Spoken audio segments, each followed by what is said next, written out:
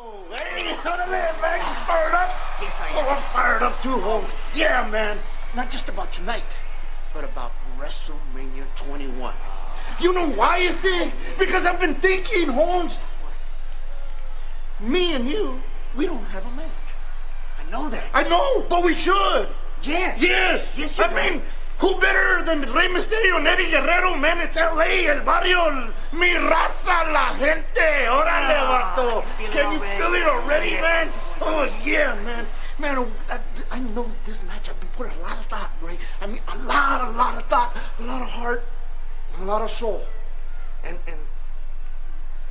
yeah, it's like, You have some opponents. it's gonna be special.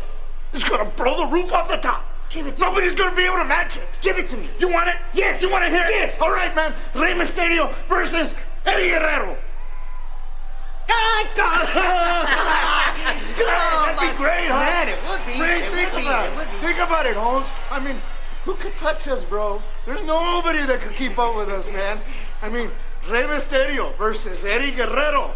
WrestleMania 21, Holmes. The biggest night of the year, man. This is history, ese vato. You're not serious, are you? You thought I was serious. I knew it. Man. You got it. Dude. You got me. Oh, I'm dead serious.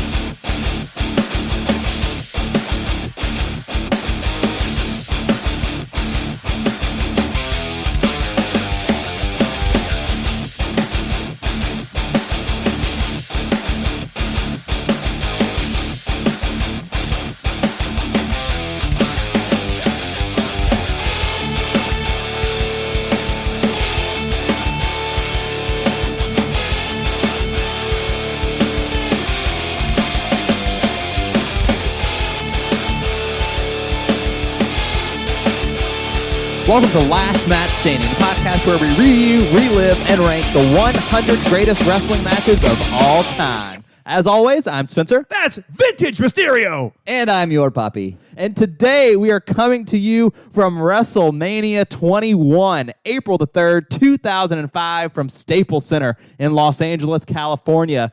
For the second time on our list, it is Eddie Guerrero versus Rey Mysterio. Is this the first rematch of two guys we've had on our list so far? I think so. It is. The very first time a match has been featured twice. Well, you say a match. It's a different match. It's a very match- different a match. matchup, Very I different guess. A matchup. Yeah, but you're absolutely right. These two matches are very, very different, and so I'm really curious how that's going to make the ranking play out. You know, how different these two matches are. Yeah, it's like, let me think of what I could possibly compare this to. Well, there's one Exactly. that sort of stands out.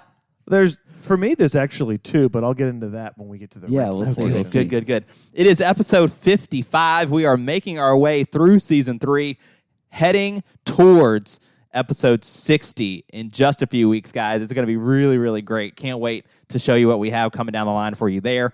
But before we get into the Staples Center and WrestleMania 21, a couple of things to point out. First of all, if you could rate us on Apple Podcast or Stitcher or Spotify, that would be super, super helpful, and we'd appreciate it. We would be greatly appreciative. Yeah, I mean, it's crazy how much that helps people find us, and we've met some really, really incredible folks through the journey, so we'd really appreciate that. Yeah, absolutely. Continue to share us on Facebook and Twitter at Last Match Cast. And you can also send us an email if you have any thoughts or match suggestions at lastmatchstanding@gmail.com. And speaking of emails, boy, did we get a good one this week.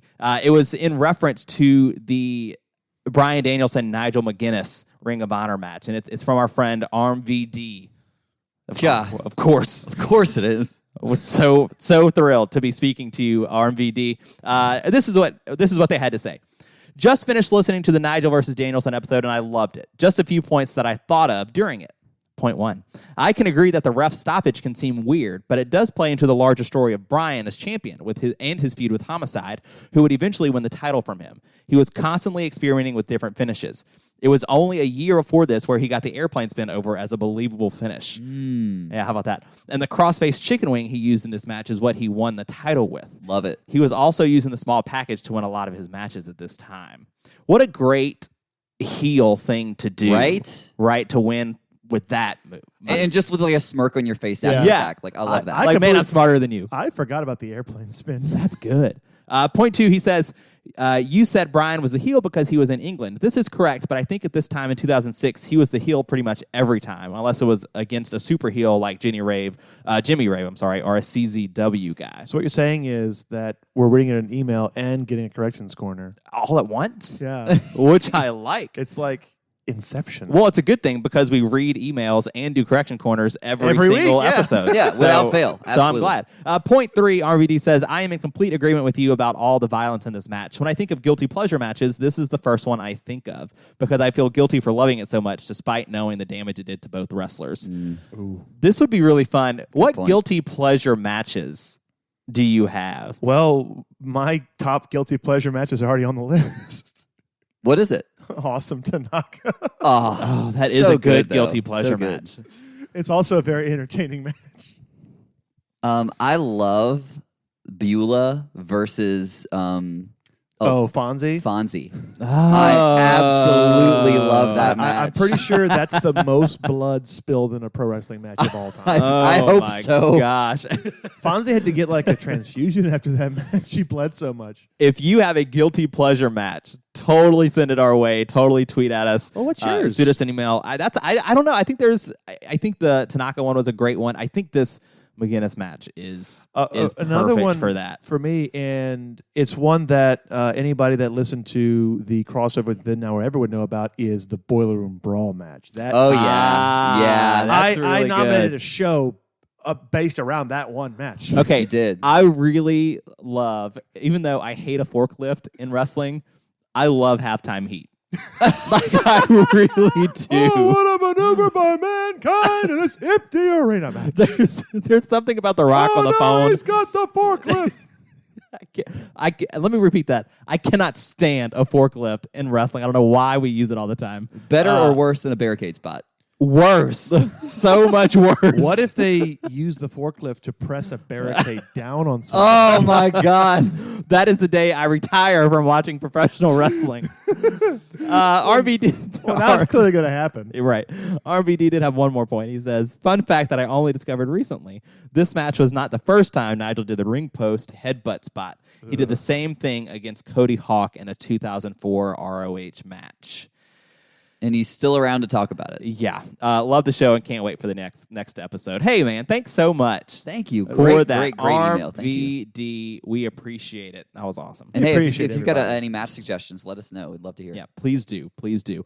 But let's go ahead and get into April the 3rd, 2005. On commentary in the Staples Center, we have Michael Cole and Taz. Goozle. And on He got goozled. and our referee, Jimmy Corderas. Yeah, I looked at Landis and said, I think this is his first appearance, and I am fully prepared for a corrections corner if we have one, but I'm almost positive that 55 matches in, this is the first appearance of Jimmy Corderas. This cannot be a repeat of Mike Chioda. I think he's been on this list. I could be being confused with Manias, but I really think I know Corderas? I You know think he's so? I seen him think at Mania. Corderas is on this list. I don't know. I don't could think stand so. corrected. I don't think he is. I don't think he is. I can't wait. There is someone listening right now who knows immediately. Well, actually, Because episode 3. I'm sitting here thinking, like, okay, which WWE? Oh my God, episode 3. Wasn't that Eddie versus Ray? Yeah, but that was Randy Anderson. So we're recording this on a Saturday. So Friday the 13th will be the anniversary of Eddie Guerrero's death. So I just wanted to point that out. There are multiple reasons we wanted to do this episode at this point. Just such a great guy. Come from a great wrestling family. And we recently did an Eddie Guerrero match just a few weeks ago, which was sort of the catalyst for us doing this match, because we started to talk about this match. Yeah, we did. We started talking about it. And so just like, okay, well, we have to do it. And now it just seemed like an appropriate time. We've been talking about doing this since, what, episode 8? Yeah. We did. We knew when we did Eddie and Ray from Halloween Havoc that we would be doing doing Eddie and Ray from Mania 21. We knew that from the beginning. And if you want to hear some really good Eddie info, go back and listen to that Eddie and Ray Halloween Havoc episode, because we kind of go in depth about the two men. Yeah, I think my favorite thing about that episode is what we had to cut out, because if you remember, I got very, very emotional. We started making that one, and we're like, let's cut that. There's a director's cut of that episode out there somewhere. It's there somewhere. There's two, because we recorded that episode twice. We if you did, remember actually. correctly. We did record the entire thing twice. So fun. Most of the time, the final match of a series is the most well-remembered of a feud. There's a ton of build to call back to. There's stipulations involved sometimes. And there's a sense of resolution, finality. Yeah. This match is the one that kicks off this feud. And probably their most well-remembered feud, and one of Eddie's most well-remembered feuds of his whole run. Well, I mean, whenever the feud culminates over custody of a child, Right. I feel like you're going to remember that. Well, I think this is really interesting, because Mania we often think as the place where feuds culminate, right? Where they finish. And that's not at all the case here. You talk about how important opening matches are on any card. But if you're talking about warming up the crowd for WrestleMania 21, which is to set the tone for what many consider the greatest and most important WrestleMania of all time, choosing the opening match was certainly not easy. No. And the fact that this is the second WrestleMania opener that's made our list so far, I mean, it's going to tell you how good it has to be on this list, right? And how could you go wrong? Third. It's the third. What was the other one? Daniel Bryan, Triple H. I forgot about that. That was an opener. Yeah, wasn't it? three See, openers. I always think WrestleMania 30, the opening match is Steve Austin and Hulk Hogan and The Rock in the ring together. It's not a match. At the Silverdome? But yeah, in the Silverdome. But it's like a 30-minute segment. And It is a very long It's segment. so good. Man, it's our third WrestleMania opener. You're absolutely right. But man, just think about the three that there are, right? Yeah. Daniel Bryan Triple H is a masterpiece. Obviously, Owen and Brett is some people's favorite of all time. And then Eddie and Ray. How could you go wrong with Eddie and Ray opening WrestleMania? I'm pretty confident that those are the three best WrestleMania openers. I mean, I could be wrong. We could easily do another one in a couple of months, but I'm pretty confident I say those are the three best. there are some great ones. Yeah, I was thinking the LOD 2000 tag match. Oh, my No God. one? Just me? Okay. Maybe it's just me. Crickets. There's no other men that I would have trusted more to deliver on that night. Oh, no. Oh, absolutely. I mean, if you actually go back and watch the shows leading up to WrestleMania and the pay-per-views leading up to WrestleMania, they give Eddie and Ray separately and together that nod of being the opening match of the night several times. So it was just sort of appropriate that they did so here. Another reason this match will forever hold a special place in my heart is it's Eddie Guerrero's final WrestleMania. Well, now that you mentioned that, do you know what the plan for WrestleMania 22 was? No. The plan for WrestleMania 22, and this is according to Bruce Pritchard, was Eddie Guerrero versus Shawn Michaels. Well, that would have sucked. And that would have never had a chance to make this list. Kind of for the reasons that we've said, the reasons why we're doing this match right now, it feels like a really good time to do it. And it's hard for me to think of a match. I know that you were going to rank it later, and I know that we're going to talk about favorite moments and stuff. But for me, it's hard for me to think of a WrestleMania opener that I personally love more than this one. It's a difficult decision to make.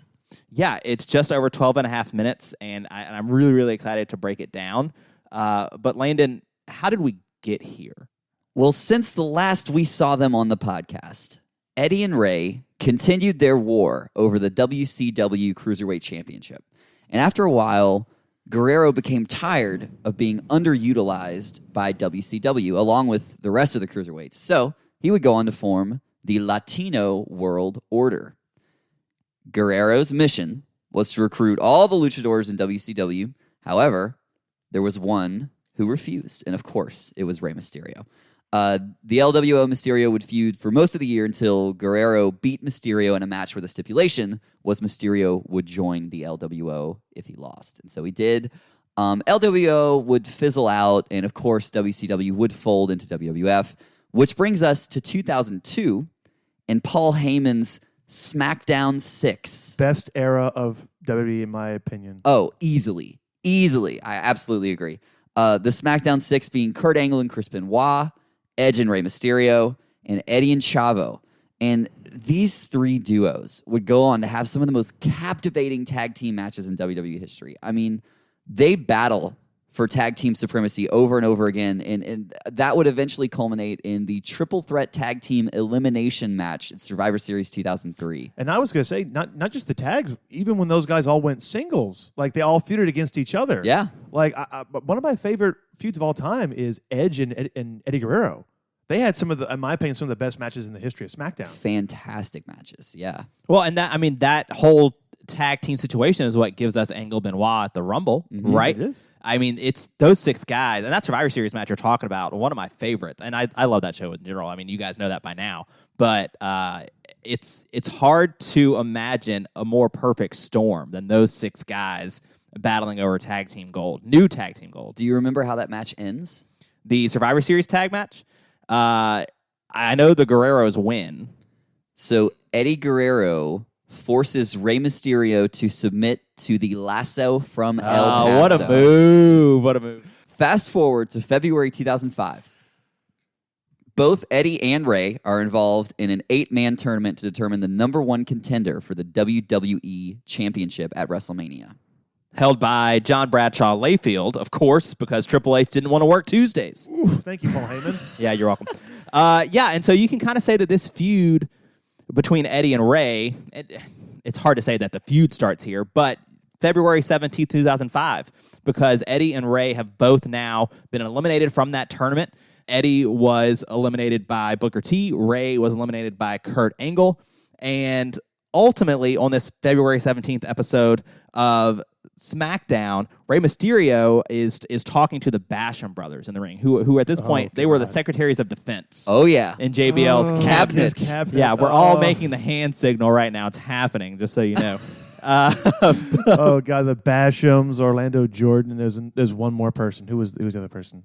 JBL, obviously. Well, no, did they add a fifth? No, I think Jillian Hall. later. It was Jillian. Jillian Hall comes later. Yeah. I could have sworn she was during the cabinet era. Was that before or after the thing on her face? That was During? No, she debuted with JBL with the thing on her face. That's right, before Boogeyman ate it off. And he ate it off. That right. That's right. Okay.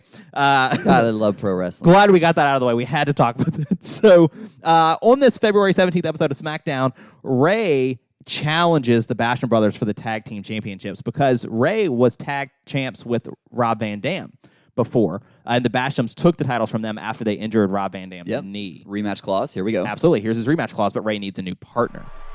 You know who my partner is? You want to know who my partner is?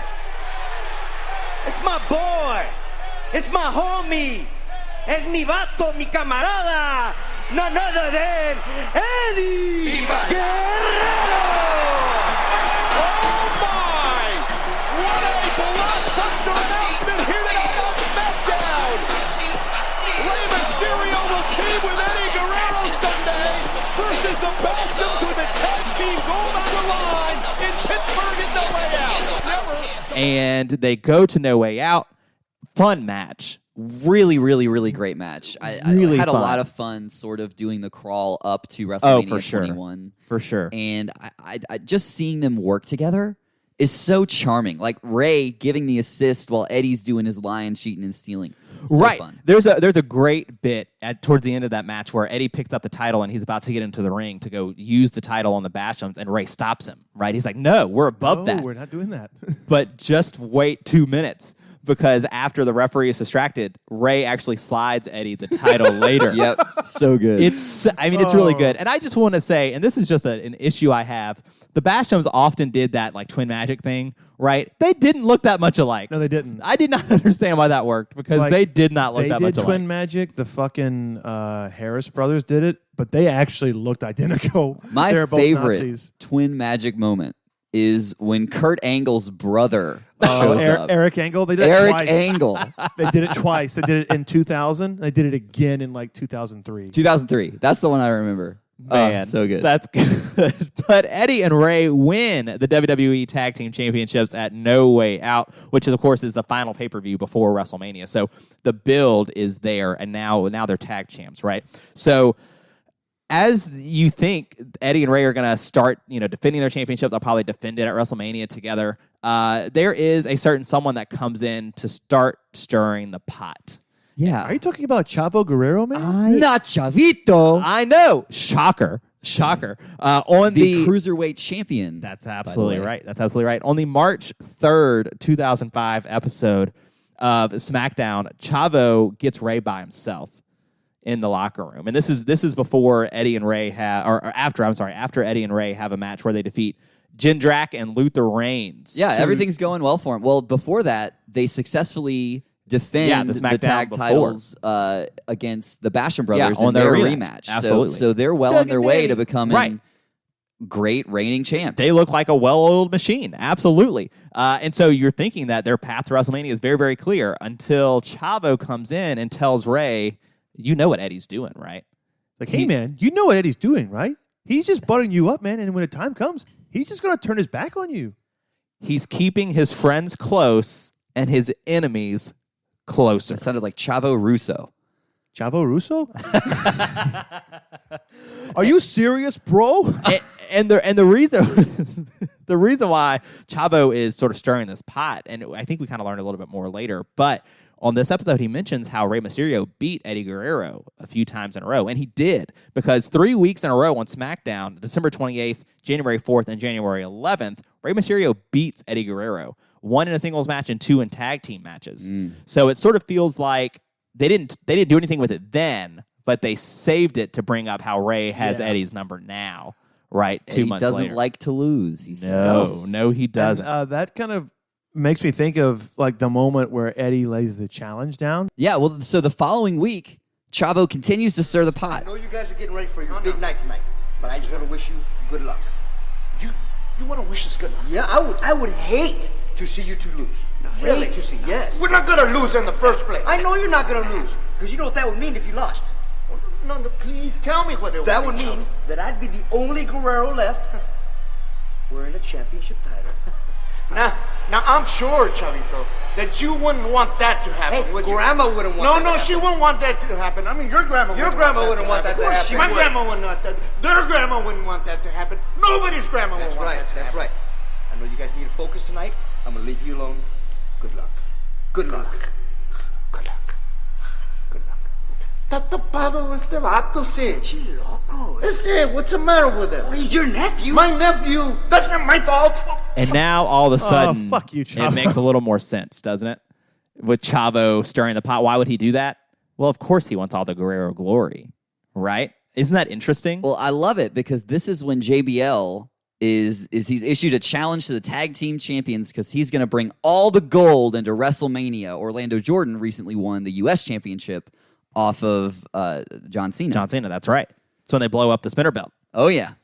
So I good. hated that fucking belt. I listen, I hated it. 12-year-old Spencer loved that belt. Did you have the watch replica? I did that not you could have the spin? watch, but that's Oh, yeah. fantastic. So JBL goes into that match. You know, I don't know that he actually went into it thinking that he would win the tag belts because Right. he ends up using a chair Right. to injure Mysterio, which triggers the DQ. That SmackDown episode, by the way, was brought to you by K-Swiss. What? That's right. Like the shoe The company? shoe company. Oh, the one that Kenny Powers owns. Does he really? Yeah, he owns 52% of the company. Listen, I just thought, man, it is 2005. Got my K-Swisses. It's so good. Got the tubes on. Michael Bay's about to make a Transformers movie. So the following week on SmackDown, now we're on March 17th, Chavo's got Eddie by himself in the locker room. And Chavo says, Rey Mysterio is holding you back. And I get what you're doing. If you can't beat him, join him. Right? But then right before Chavo walks away, he says, You changed, man. I've changed. Yeah. No, you've changed a lot. You're the one that's changed. Don't come. Estás tapado, man. Don't come here to tell me I've changed. You know what? And do me a favor. Do the family a favor. If you're going to continue to act like this, why don't you stop calling yourself a Guerrero? That's it. How dare you not? How dare you tell me who? Damn. if Chavo's trying to plant the seeds, they are growing. Well, you can tell. This is the segment where you can tell that Chavo has finally gotten under Eddie's skin. Mm-hmm. So everything leading up to this, you really don't think that Eddie has any malicious intent here. No. You think all of this has been made up by Chavo Guerrero. Yeah. This is the moment where that may begin to turn. Well, like whenever he goes back to the locker room with Ray, he's twitching. You can tell that it's really, really on his mind. Yeah. And I love the way they handle this next. I really love it. At the end of that March 17th episode, there's a 6-man tag. And it's sort of like the follow-up to the previous week's tag match, right? So it's Eddie and Ray with John Cena versus JBL with the Bastions. Right. And yes, they're telling the JBL John Cena story, right? But notice the way this 6-man tag match ends. Mm-hmm. Mysterio's a legal man, but he needs help. Eddie comes in, delivers the frog splash, does the whole thing, but Ray comes in and gets the pinfall. Well, even before this, there's a really great moment. Ray is in the match. He's in the middle of the ring, and he's getting pummeled. But he's getting close to his corner. And you see John Cena in the corner with an outstretched hand, ready to come in. And as Ray is approaching the corner, Eddie steps away. And it's very subtle because he has intentionally steps away because he kicks Orlando Jordan away. Because Orlando Jordan is also approaching from the outside. Mm-hmm. And so he has a reason to step away. It's justified, but it's there.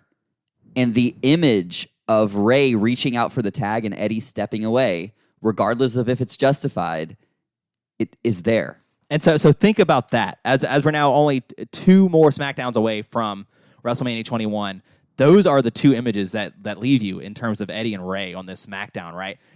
Eddie walking away from the tag and Ray stealing the win from Eddie. Is that the SmackDown where Carlo did the Elvis impression? Or is it the next week? I think it's the next week, but he does. It's in there somewhere. It is and in I'm there, like, what the fuck is this? I think this is the week he was looking for the Undertaker. Yeah, Eddie just looks at him after the match, but I love how they breeze over it really quickly, so you don't think about it too long, right? Because this is still Cena and JBL brawling on the outside, and Cena's got the chair swinging over JBL. He's like, "Oh, is he gonna throw away his opportunity at WrestleMania?" And so they make you not think about it for a second. This is probably one of the best builds that they did going into Mania, which is crazy to think about. This is the Mania where they had Orton and Undertaker, and Michaels and Angle, and Batista and Triple H. I mean, this is. I mean, listen, there were good stories going into this Mania. The very, very first Money in the Bank ladder match. Mm-hmm. That as well. It's a very stacked Mania we're going to talk about in a couple weeks. Man, I cannot wait for that episode of Last Mania. I can't either. But as we are on now the March 24th episode of SmackDown, we're coming from those 2 very lasting images from the week before, and Chavo is with Eddie again backstage. And this time he's asking Eddie, who's really the better man? Don't you want to know? Who's really the better man, Rey Mysterio or Eddie Guerrero? And so it's just still like it's getting, the seeds are just digging further and further down into Eddie's brain. And that's, Paul, like you said, is when Eddie and Ray are backstage. Man, I know this match, I've been putting a lot of thought, Ray. I mean, a lot of thought, a lot of heart, a lot of soul. And yeah, it's like, you have some opponents. It's going to be special. It's going to blow the roof off the top. Give it to me. Nobody's going to be able to match it. Give it to me. You want it? Yes. You want to hear it? Yes. All right, man. Rey Mysterio versus Eddie Guerrero. God. That'd be great, huh? Man, it It would be. Ray, It think would be. about It would it. be. Think about it, Holmes. I mean, who could touch us, bro? There's nobody that could keep up with us, man. I mean, Rey Mysterio versus Eddie Guerrero. WrestleMania 21, Holmes. The biggest night of the year, man. This is history, ese vato. You're not serious, are you?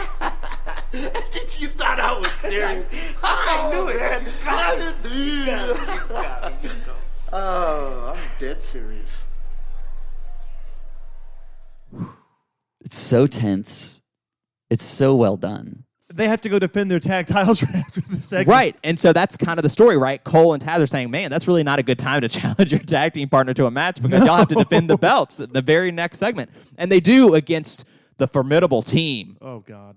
of Charlie Haas and Hardcore Holly. This How is do a you like me legendary now? team. Listen, I've never forgotten that these two tagged ever. no, the story about these teams ranges vastly across the globe. Forgot they were in the company at this point. And ultimately, the good thing about this match is like, yeah, they throw these random people in to face them, but they tell the story where Ray and Eddie actually work really, really well together, despite the conversation they just had. And I think that's to Eddie's benefit because then Rey Mysterio has no problem after the match accepting Eddie Guerrero's challenge. Yeah, It's hey, genius. It's like, come on. We just beat fucking Haas and Holly. Let's have a match. Yeah. I'm going to betray you. Spoilers. It's pretty much how it goes, though. What did we think about the go home show for Mania in terms of the Eddie Ray angle? I really liked In terms of Eddie Ray, I'm like, the whole go home show, I got a few things. to say. no, just Eddie and Ray because they do something that I think is really, really interesting. It's awesome. Eddie has a tune-up match. Yeah. To kick off SmackDown, by the way. Right. Guess who they trusted to kick off the show? There it is. It's all over the Versus place. they trusted Danny Basham. You know, I'd like a Where Are They Now for the Basham brothers. Ooh. Basham, I'm sure that I exists think somewhere. they're still in the Indies. And of course, rumors were flying that Eddie asked Ray not to come to ringside. And that makes sense for a number of reasons. Of course, the Bashams try for a double team. No Rey Mysterio. Why not? We'll Right. take advantage of this situation. So Ray comes for the save. Does it quite work as he expected? No. Not so much. Not so much. He ends up doing a handspring onto the apron, kicking Eddie in the face, and ultimately leading to Eddie being rolled up and defeated by Danny Basham. I love this moment. Later in the night when Eddie approaches Ray, he's just like, he asks him again. He's like, man, you didn't do that on purpose, did you? Like, you just got to understand my frustration.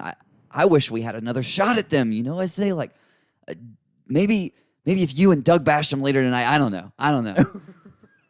So good. Oh, I thought he said, where the fuck was Vicky? No, not here. But when Eddie says that, he's sort of like, oh, I'm just like flailing ideas around like, oh man, it would sure be nice if we could have another shot at them. And Ray goes, hey, listen, I like that idea. Let's do that. I'll face Doug Basham and I'll get some revenge. So damn sneaky. So Snake in the grass. Sneaky. How does that Doug Basham Rey Mysterio match play out, Landon? It plays out probably exactly like Eddie wanted it to. Exactly. Ray hits the 619, goes off the top, but Danny, he tries to knock Ray off the top rope. So Eddie runs in and runs into the ropes to keep Danny off of Rey Mysterio, obviously. But Rey Mysterio's on the top rope. Eddie, if you're going to run into the ropes, what do you think is going to happen to Ray? He crashes down to the mat and loses his match. And Eddie's just like, it's just coincidental. You have to understand. A total accident. Accidents Ray. happen, man. You know that. I mean, look at what happened earlier tonight. You know accidents happen. The last image we get from this pair is a hug in the middle of the ring. But Eddie's eyes are wide open. And he's got the look, right? It's not the first time that Eddie has been involved in a storyline where he does that exact same thing, like the hug with the... So good. Man. There's nobody chills. better to do it. So good. And knowing, obviously, what we know about their feud after WrestleMania, it's just stupendous. It's just so good. So there's the build. And now we have arrived to the Staples Center. WrestleMania 21. Eddie Guerrero, Rey Mysterio. April the 3rd. I love Ray's jumpsuit when he comes out. Like, Yeah. it's so good. Yeah. Half Mexico, half I'm USA. sitting there like, how's beautiful. I remember, how's he going to wrestle in that? Oh, it's a jumpsuit. Yeah. He takes it off. Needs some help he's still from Jimmy wearing. Corderas. When he takes it off, he's still wearing like a one piece, which is the first time we've seen him do that. Because recently, on in WCW and WWF in the early 2000s, he just wore the trunks. I guess they were pants. I don't know. They weren't really tights. But now he comes out and he's got the straps on. Yeah. The Mexico around where his tattoo is going to be. which I like. I love a lot. that. It's a really good look. And I mean, we all know how much Ray does it up for Manias, right? He always has a great outfit. He's been Captain America. He's been the Flash. Yeah. He's been The Joker. Mysterio. He has, absolutely. He was the Joker in his shortest match in Mania history. That's not the one JBL quit Yeah. after? Yeah, that's what I thought. After he was going to have the most dominant victory in WrestleMania history, and he lost in like 30 seconds. I quit! So good. This is also the time where Eddie is wearing his Grand Theft Auto shirt. Oh, yes. Which- I love that which is shirt. great. It's so good. So for the first time in WrestleMania history, 2 tag team champions are facing each other one-on-one. And Taz says, this one's kicking off Mania. It could steal the show. And boy, was he right. Yeah? First thing I noticed in this match, Eddie is all business. He's aggressive. He's taking it seriously. Yeah, well, the first thing I noticed is he cut the mullet off. Well, And the mullet is long gone. Yeah, It's 8 years been ago, gone. he had a mullet. it's been going. Hell, 4 years ago, he had a mullet. God, there's one moment early on, Eddie gets Ray in a fireman's carry. And Ray just pops out of it like, you know what it looks like? You remember those little plastic toys that you'd flip inside out and you'd put it on the table and wait a few seconds and it'd go pew? Yeah, absolutely. That's what it looks like. And that's, I mean, that kind of is a good way to describe this whole match. Yeah? Kind of the way they bounce back There's and a forth. lot of bouncing. Can we talk about the deepest arm drag in the history of professional wrestling man. from Eddie to Rey Mysterio? Ooh. What I love about this matchup is Eddie oftentimes, because of the competitors he's facing, he has to play the quicker, smaller man. But when he faces Rey Mysterio, he gets to play the bigger, strong And wrestler. you look at his arms trying to hold Mysterio down. Eddie Guerrero looks like a monster in this match. Absolutely. He is. He's fucking huge here. Some of the best things they do in this match are covered by some of the best commentary by Michael Cole. I think this match is probably the best commentary we ever get out of Michael Cole, period. Do you know why? Taz? No. He's got Heyman in his ear. Really? Like, hey, talk about this. got Pick up Heyman on in it. his ear? Heyman's in his ear, Well, yeah. You never notice how Heyman's on SmackDown at this point. Yeah. You never notice why the commentary on SmackDown from like 02 to 06 was so good? It's because Heyman is back there producing it. Like, I see what you mean, but what I'm talking about is the really quick fire, the Spitfire commentary. There's no way Paul Heyman could have told him to say like this series of moves in sequence, and then it's just like, and now we're at a stalemate. Like, no, it's just really, really, really good commentary for Michael Cole. they weren't being told not to talk about wrestling. They're like, that's a good point. Call the fucking match. And that is, I think, maybe my favorite commentary part of the match. When Eddie catapults Rey Mysterio out of the ring. This is in the first 2 minutes, first 3 minutes, right? He catapults Rey out of the ring. He goes for a baseball slide on Rey that misses. moves out of the way. Rey runs into the ring, bounces back, tries to do a 619 while Eddie is on the outside of the ring. takes a step back. And misses. And that's exactly when Cole says, Ray launched out of the ring by Eddie Guerrero, and Eddie with the upper hand in the early going. Oh, Ray could be hurt. Mysterio, watch out, watch out! Eddie Guerrero slides through. There's the quickness of Rey Mysterio. Bounces off the ropes as well. Swings through. Misses 619. Eddie saw it coming, and there's the stalemate. which is just like the perfect analogy. Oh, Because yeah. these two guys know each other so well. It's absolutely a chess match. And the crowd in Los Angeles shows their appreciation. Oh, yeah. I mean, it's just a phenomenal WrestleMania opener. What I really enjoy is the opening kind of sequence is very, very, very, very classic Lucha. We're talking like Oh, yeah. holding both hands. Ray jumps onto Eddie's shoulders, but the knees first. They do like the big, like, it's not a monkey flip. Like, Yeah, it's like, it sort of is. It's Well, like the Ray's- monkey flip to get you back over the other side. yeah, well, Ray hops up on on Eddie's shoulders, and then he like almost does like a knee version of the Hurricane Rana that like drops down, then the monkey flip, Both hands are connected, and they both bridge out of a pin. Love that. So quick, and it's really That's good. when we start getting those really deep arm drags by Eddie. I do think that after the double bridge, that we get something, and this is part of what takes this match to the next level for me, is yes, it's fast, yes, it's hard hitting, but it's also so smart. Oh, yeah. And what I'm talking about is after this double bridge, Eddie does a wristlock takedown. And the way he does it, they're in this sort of, that test of strength position, right? Mm-hmm. And the way Eddie gains control is he just kicks so quickly Ray's arm. Loved that. Yeah, and it just makes sense. And it's a couple things that Eddie does in this match that are just like real life. That just like, absolutely, that's what you would do. That would take advantage of that situation. And so he's able to transition Ray into a key lock on the ground, and that's how he took control, and that's how he grounded Rey Mysterio. Well, and that's his strategy, right? You've got to come up with these moves that are going to keep Ray, because Ray's strategy is to keep Eddie on his toes and to just kind of keep moving as fast as he can. And he does. But Eddie counters all of this with backbreakers, power bombs, submissions, keep the guy down. I think one I really enjoyed is Guerrero shit cans Ray, and then he does a tope, and he hits. But like the previous time they attempted the tope, misses. Now he hits him. When they get back into the ring, Eddie does a surfboard stretch. Like, oh, okay, surfboard stretch. Oh.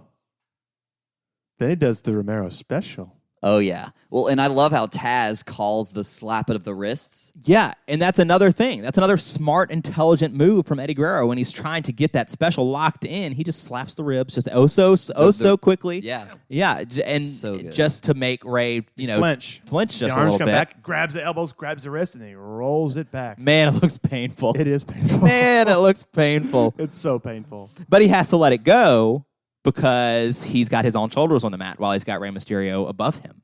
And so, Eddie has to let go, but He wastes no time. absolutely. He follows it up with an STF immediately. So good. Well, I love it because they're like, oh man, the STF, that's a very, very painful maneuver. Like he hasn't even locked it all the way in yet. Guys, I've never seen an arm drag from a cravat before. Me neither. Yeah, as I was watching it, I was like, he's going for the Selena Del Sol arm drag. Like that's what's happening. What I really enjoyed is the corkscrew plancha by Rey Mysterio on the outside. Yeah, That was it's set up. scary. It's set up by that arm drag, the corkscrew plancha. I mean, it's peak Rey Mysterio. Oh yeah, It really is. He goes for the West Coast pop. Oh, he hits it. Yeah, and then Eddie attempts his vertical suplexes 3 times. First time he hits one, Ray counters. He's like, no, fuck you. We're doing this. And to gain control back over Ray, he hits him with that backbreaker. Oh my God. How high in the air is Rey Mysterio for that back? Like Man. 6.5 10 feet? 12 feet? Say a number, I would believe you. and all the impact comes across Eddie Guerrero's knee. Oh, right? then he hits 2 suplexes, and then Ray is somehow able to wiggle his way out. I'm like, you son of a bitch. Yeah, How? Ray gets a Hurricanrana in there and an attempt at a 619. Oh, but it's evaded, and then we get a tilt-a-whirl backbreaker by Eddie. And I've said this before, and I'm going to say it again. He does the best tilt-a-whirl backbreaker in professional wrestling. Unquestionable. And this might be the best of the best. I agree. This tilt-a-whirl, I mean, I get emotional watching it because it's just like, damn, this guy was so good. Oh, yeah. And then he goes for he actually hits all 3 vertical suplexes, 3 amigos. But when he goes for the arm bar special, Ray, The R Bar special. Ray, AKA the Frog Splash. For those of you keeping score at home. the frog splash. Rey Mysterio literally moves out of the way in the last second. It's Like, probably the closest Eddie I've ever is seen. about to land on him, and he's out of the way. I'm like, how? Is Ray's mouth bleeding at this point? A little Yes, bit. he's bleeding. Yeah, a little bit. Like, Which I think might have been from the elbow from Eddie earlier, maybe. I'm not sure, but like I don't he's like, you can see him fuck with the mask, and you see the blood kind of sputtering Yeah. out every time he takes like blood comes out. And there's just a moment here where, okay, we missed the frog splash. Eddie goes for that fucking power bomb. Ray is able to hurricane around him in to the bottom rope, and you said this when he did it. Like that's the most realistic setup for the 619. Well, there's that one, and he hits a drop toe hold. But I love there's a moment in this match where it looks like he's going to try, and typically when you're trying to drop toe hold somebody, you're using your legs, right? You use your legs to just cross through. But Ray slides down, misses with the legs, and uses his arm to pull him down. I love how that looks. Because we were talking about how a lot of times the 619 setup, it looks so forced. Like they'll be in the corner and he'll do a head scissor and they'll like spin around and land directly in the middle. Not in this match. That doesn't look real. But whenever they are already near the ropes and he just kind of throws Eddie. He just throws Eddie into it and then he hits the 619 without pausing. Okay. It's so intentional looking. For sure. And he does hit that 619. But Paul, I have to ask you, when Ray gets back onto the apron, he dives at Eddie Guerrero. West Coast pop. What happens? Well, the West Coast pop becomes the West Coast power bomb. The streak will never die. 55. Is this the stiffest power bomb in wrestling history right here? Definitely the stiffest one Eddie ever hit. This might be my favorite power bomb ever hit. And I love it because he power bombs him and then immediately pulls the legs back and goes for the pin. Like there's no just down pin. Count him. 1, 2, kick out. Motherfucker! He starts hitting the fuck. What? No! He didn't kick out of that. And then blink and you will fucking miss it. He goes for it again. Eddie goes to the well one too many times here. And I think that is the moral of the story, right? So Eddie feels like he has the winning strategy against Mysterio. He's been just punishing his back the whole time. Again, and he's just like, okay, this has been working. Tilt-a-whirl. You did it one too many times. Rey Mysterio grabs Eddie mid-tilt-a-whirl, hooks his legs around him, flips him through, and he gets the pin. Just a beautiful sequence. And I think my favorite thing about the pin is as soon as the referee counts 3, Eddie sits up like, no,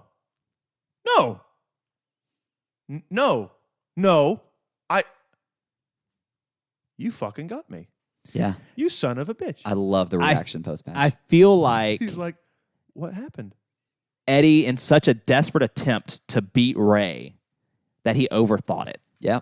Yeah, he's like, I have to bring it That's back. how it feels. And it totally lends itself to the story that they're going to tell. And it dawns on him after the match. Yeah. It's like, I beat myself. Yeah.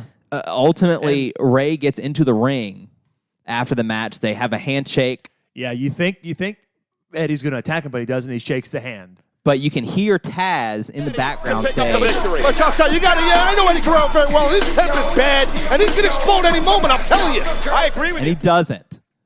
But guys, I know this is not part of this match, but isn't it one of the greatest moments when he does explode? Oh, yeah.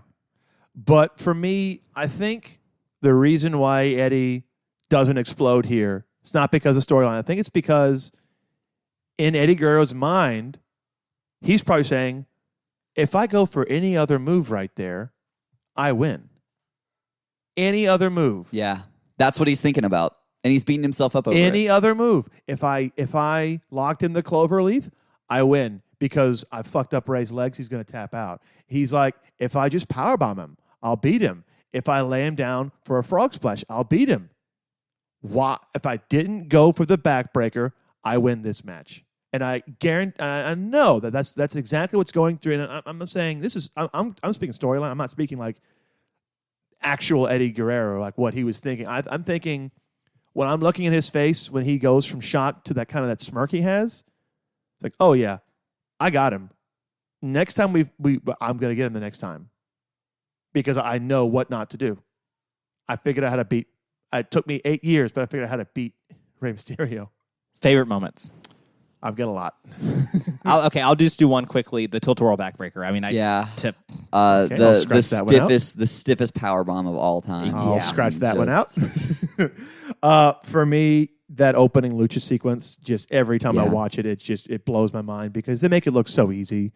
You guys mentioned the power bomb, the backbreaker, the corkscrew plancha by Ray. Every time I watch it, scares me to death because I think he's going to land on his head, and he doesn't. Mm-hmm. He lands on his feet. And then how could I not? Because every time we see it in a match, I always pop hard for it. the Mexican surfboard, the Romero special. Oh, it's so good. Every time. Okay. I just want to say that I think this match is nearly flawless. I mean, legitimately, it's a 12.5-minute sprint that feels almost perfect. But I do have one gripe. For me, it's too short. Oh, they totally could have put on another 5 minutes, another Easily. 10 minutes, and it would have been amazing. But for being a WrestleMania opener, I get it. You know? You can't go like 20 minutes in the opening match. You have to keep it under 15, I think. I've got a number here for you. The number is 36. 36. As I watch this match, 36 times is the number of times Rey Mysterio adjusts his mask during You did this not. match. I watched this match a whole extra time just to count. To count? Because I noticed it while we were watching it. I was like, oh my gosh. His fucking mask. Well, he's got the one where it doesn't really have a back to it. It's just No. straps. And I did notice, now that you mentioned this, I did notice Ray almost like his mask was really sliding Yeah, it just off. keeps sliding up Yeah. the whole time. I never liked that mask. I like the traditional one where he has to tie it in the back. And I apologize if I've ruined this match when you watch it, but you tell me that you notice anything else now that you watch it, I have knowing never noticed it before. 36 times. I don't want to rewatch the match now. So at first I thought you were giving me your ranking and I was about to throw something at you. I said, that's kind of low, isn't it? Nope. My takeaway was this is arguably one of the greatest openers in WrestleMania history, and well, I want to hear the argument against it.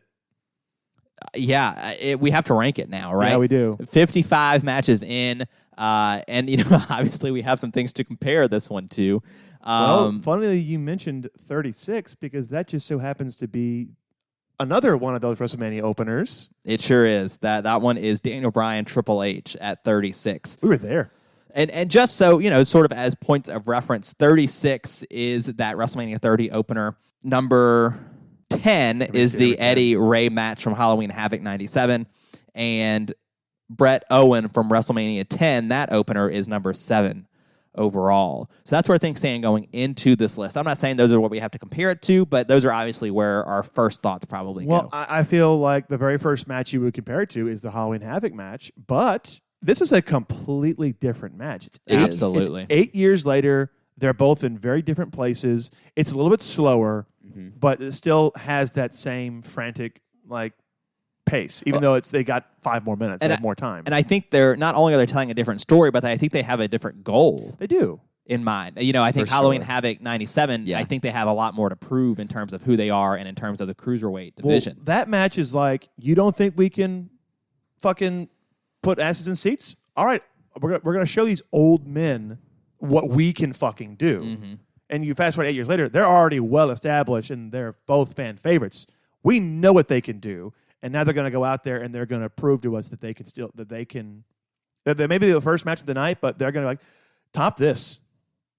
Like I can think of maybe one match that does, and I'm going to save that for a WrestleMania 21 speech. Okay. But like it's a difficult match to rank. Did you get a number out of him this time? I haven't. I haven't. Which is, you know, So I have a range. okay. I have like a the range. I too have a Because range. I agree, Paul. This is a very This difficult was match hard. to rank. It's one of the hardest ones I had to rank. You know, obviously you go up to number 7, Bret Owen. You know that's a season. You know that was a WrestleMania opener. You've got number 10, Eddie and Ray. But for me, I'm looking at number, I guess number 30, 31. That threshold of the top 30, because it's right now it's protected by Manami Toyota and Akira Hokuto. Yeah, I don't put it above that. And well, dear God, I would. But you know, How? but this is the thing. It's like I feel like that is a really, really good threshold because the one below that is number 31 is DIY versus Revival, and I feel like there is do put it above that. there is an ocean of difference and an ocean of matches we could put between those two, and so I really like that is our Threshold? threshold. Yeah, I've said it 4 times, and I forget this last time. Landon, before you get too far into it, you got to remember, Hokuto does 4 power bombs. Eddie only does 1. Oh my God. Okay. so but here's the deal. So I think 30 is my low. 30 is the low on my range. Okay. And so as I'm crawling up, I see some really great matches. I've got Kurt Angle, Chris Benoit. We've got Chris Jericho versus Shawn Michaels, which really, really does feel a lot like this match to me. You know That what? is a very similar match. I'm looking at like that range from like 30 to like 20. Only one of those matches features a power bomb. Paul, shut up. Shut up with your power bombs. So, with that being said, Moving up, the next match that's highest on this list that makes me think of this match a ton. Very, very similar work style and movement. Tiger Mask versus Dynamite Kid. I thought you were going around there. My range would then, and I don't feel like it reaches, the crazy level that Cena and Michaels did on Raw, which is currently number 15, another threshold match. So my range is 15 to 30. And I know that's a big range. Big range. But that's where I am right now. But Spencer, help me. So, my projected spot is number 18. Okay. So that would be right below TA and Blanchard and right above Bailey and Sasha Banks. Correct. I see that. I had this match at 16. Okay. Wow. That's where I had it. I had it right below because I agree that it doesn't quite hit that top 15 in terms of Cena and Michaels, but it reminded me of Tiger Mask and Dynamite Kid. It does. It really, really, It really did. does. And I prefer this one to it ultimately. But those are both incredible matches. So I landed at 16. Paul said 18. Landon, this is at the very top of your range. So how are you feeling? I am more comfortable with 18. Mm-hmm. And that's because of just like, I feel like Magnum TA and Tully Blanchard have been sort of getting a beating and pushed down a lot. That on is our a large show, part to me, and I apologize. on our show. What they did in that cage is legendary. Yeah. And needs to not be understated. Now, I think what Eddie and Ray did at WrestleMania 21 was also incredible and one of the greatest opening matches, and we'll talk about it for years to come. But there's just something about the spectacle of the Starrcade 85. I would go 18. Okay, Paul. so let me ask you this. Let me ask you both. 20 right now, since it looks like we're putting it top 20, I just want to make sure we're comfortable because that 20th match right now is Guerrero and Art Barr in AAA. Good point. Right? So is this better than that tag team Well, match? this one isn't as overbooked as that one. I think that's a fair point. That one match is very overbooked. I think that it almost, because of the nature of the rules in that match, Well, there's also no security risks in this match. that's totally fair. I am comfortable with 18 as well. Great. I feel really solid about 18. 18 is a solid But I'm number. glad that you made us take a step back and look at 20. Yeah. Because it's important. It's another Eddie Guerrero match, and it's another one of those threshold matches. So this actually pushes down the threshold, making Shinsuke Nakamura versus Kota Ibushi the new number 20. Man, I like that as a number 20 match. 18. When's the last time we ranked something that high?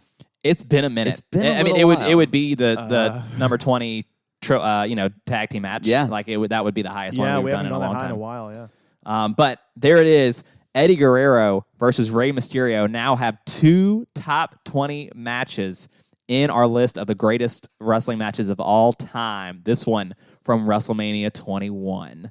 A huge thank you to RMVD again for the email. And again, thank you to you guys for liking, sharing, subscribing to all of our stuff. We really appreciate it. We've only got now 5 matches to go. Quick math. Count it on my fingers. Before our season 3 finale. Getting close. I can't wait for that match. Should we drop just a very obscure hint? A very obscure hint? Okay. I'm gonna say our season 3 finale is one of the greatest wrestling matches of all time. You jerk. You know, I'll make a reference to it. This match will be for all the gold. It sure will. I like that. I really like I that's liked a that a great lot. hint. That was a really That is good- a great hint. And I have another hint for next episode. Perfect. Until next Are we just episode. going to tease him until we announce Yes. I like that a lot. I can't wait to see episode 56. Oh, man. Until then, I'm Spencer. I'm Paul. I'm Landon. And this is Last Match Standing.